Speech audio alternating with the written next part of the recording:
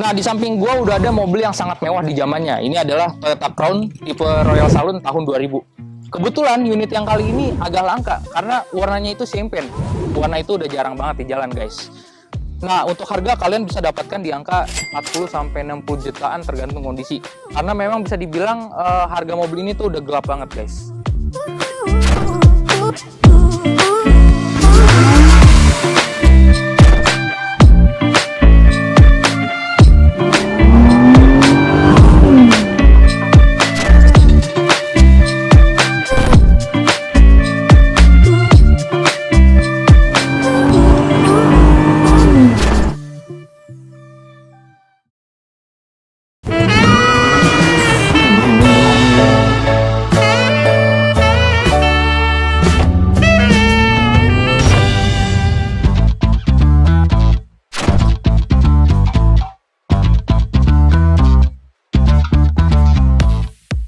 Jadi Toyota Crown itu punya 16 generasi guys. Bisa dibilang, inilah legenda sedan dengan kemewahan dan kenyamanan premium yang ngebuat mobil Eropa ketar-ketir. Ya, meskipun di generasi terbarunya ada varian SUV guys.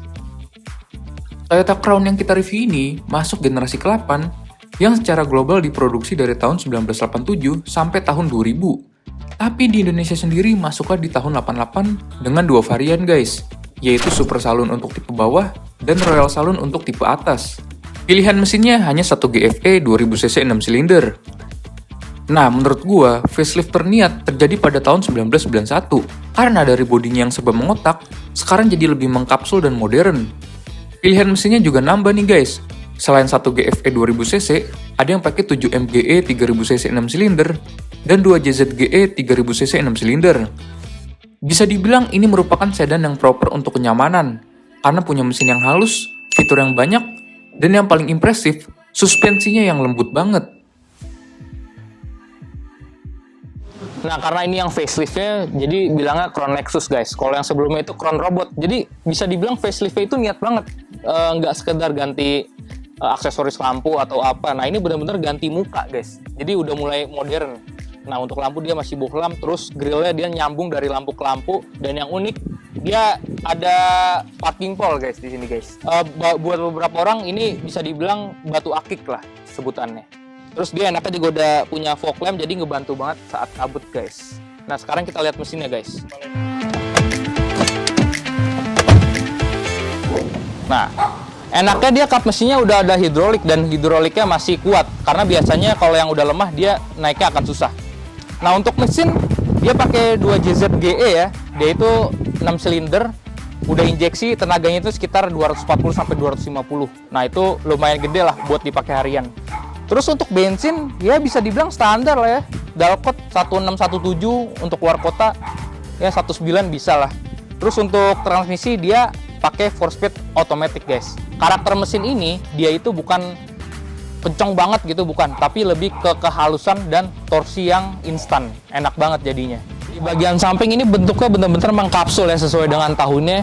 Terus untuk pelek ini gue suka banget sama desainnya, dia itu mewah banget. Nah, spek peleknya ini ring 15 lebar 6.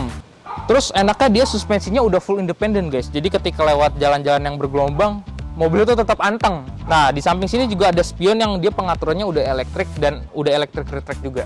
Bukan hanya di Royal Saloon, tapi di Super Saloon juga ada fitur kayak gini.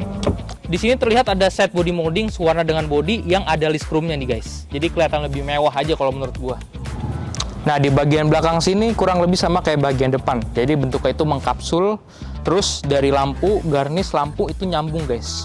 Nah, jadi perubahan dari pre-facelift ke facelift itu benar-benar niat banget nih Toyota.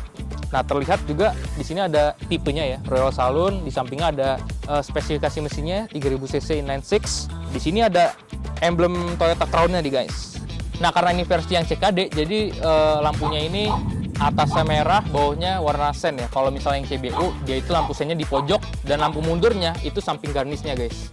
Desain interiornya ini kurang lebih mirip sama yang pre-facelift. Dia ya layout dashboardnya sama lah. Yang terlihat signifikan di depan mata itu setirnya. Kalau yang pre-facelift itu setirnya masih palang 2. Kalau ini udah palang 3 guys. Nah, yang kerennya di Toyota Crown Royal Saloon ini, dia itu ada fitur AC swing. Jadi ketika kita pencet fitur swingnya, dia kisi AC-nya otomatis gerak di bagian tengah sini. Terus kelebihan yang kedua, Joko ini pengaturannya udah lengkap banget. Dan untuk pengaturan sliding, reclining, pengatur ketinggian, dia udah elektrik. Terus dia juga ada pengaturan lumbar support di sini. Jadi kita perjalanan jauh itu nggak gampang pegel guys, bener-bener PW banget. Bukan cuman itu, pengaturan setirnya itu udah tilt dan teleskopik. Jadi saat jalan jauh ini makin nambah kenyamanan lagi. Untuk AC dia udah canggih banget guys, udah ada fitur auto, arah sembur, terus ada heaternya juga. Pokoknya AC udah lebih dari cukup.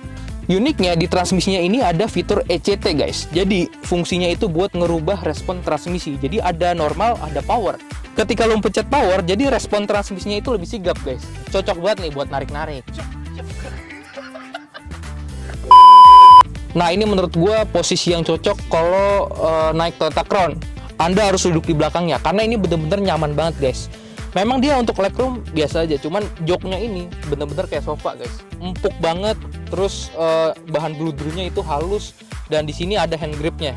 Jadi kalau misalnya yang nyupir ugal ya, kita bisa pegangan kayak gini nih. Nah yang uniknya dia itu pengaturan jok row keduanya ini udah elektrik, itu canggih banget. Jadi pengaturannya itu ada di door trim. Bukan cuman itu, di belakang juga ada AC yang pengaturannya ada di konsol tengah sini. Nah ini benar-benar ngebuat kita nyaman banget. Dan jangan lupa juga di belakang sini ada armrest, yoi guys. Nah ini ketika kita buka armrestnya, di sini ada tempat penyimpanan rahasia guys.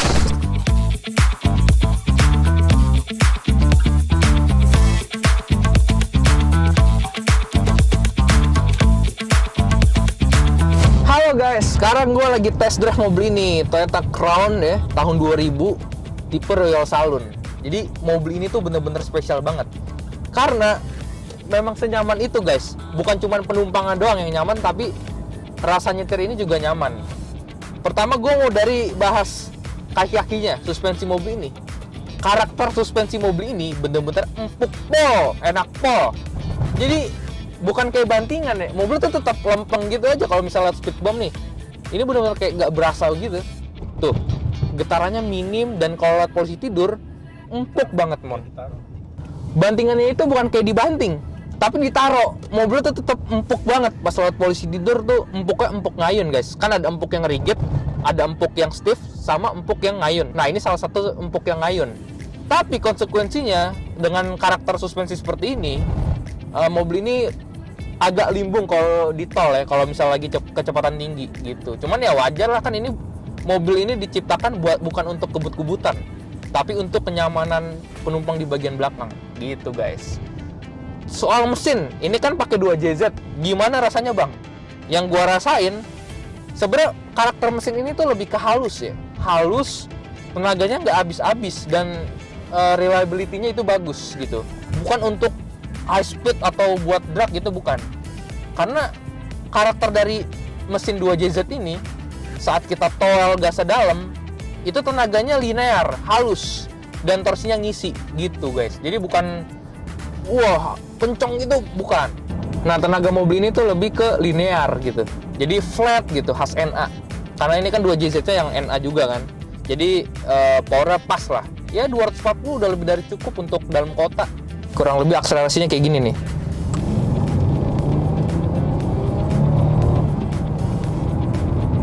Udah 80 guys, cepet banget naiknya. Ini nggak digaspol loh. Ya udah 100. Ini betulnya nggak digaspol, tadi power cuma 80% doang. Sangat bertenaga untuk dalam kota. Cuman ya jangan sering digituin karena Anda bisa mendapatkan konsumsi BBM 14. Kalau keseringan digeber gitu. Cuman kalau bawanya santai ya 17 dapat lah untuk dalam kota. Terus guys, kalau ngomongin kekedapan kabin, mobil ini juara. Suara mesinnya bener-bener senyap, suara angin dari luar senyap, suara ban senyap. Pokoknya mobil ini bener-bener kedep. Jadi penumpang di bagian belakang itu nyaman banget. Begitu juga yang nyupir gitu. Jadi nggak keganggu sama situasi luar lah. Nih guys, di depan ada polisi tidur yang agak ini. Begitu doang rasanya. Ada jalan bergelombang nih, suspensinya juara sih. Terus ngomongin soal AC, wah ini ya karakter Toyota nggak bisa bohong. AC-nya bener-bener dingin banget ya, apalagi kalau AC sehat kayak gini. Jadi udaranya itu sejuk banget di dalam. Pokoknya apalagi di belakang kan juga ada AC double blower tuh. Penumpang juga nggak kepanasan di belakang. AC ini no complain, dingin banget guys. Tadi siang-siang kita masih tetap adem di dalam. AC Toyota tuh emang nggak pernah bohong guys, dingin banget.